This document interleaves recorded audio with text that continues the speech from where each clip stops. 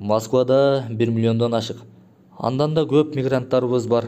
Алар бул жактагы жүктөрүнү ишеничтүү адамдарга кантип тапшырса болот? Айткылачы. Мына, менин бир тууган үкелерим бар. Максим Баткенский, Арапбай деген. Көп жылдардан бери бул Москвада иштеп жүрүшөт. Кыбыргычыгыдан бери билет. Кече мына ушул жерде отурган Жолборстун жүгүн алып кетти. Мына ушул жерден. Азыр токтоп тургула, далил катары айтам. Жолборс кече жүгүңдү алып кеттиби?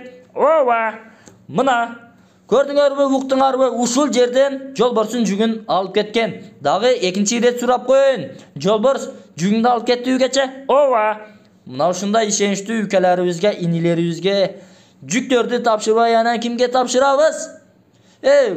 Тапшырып берет. Силер номерди жазасыңар, директи жазасыңар, акчаны төлөйсүңөр. Болду, үйүңөр кечен жеткирип берет.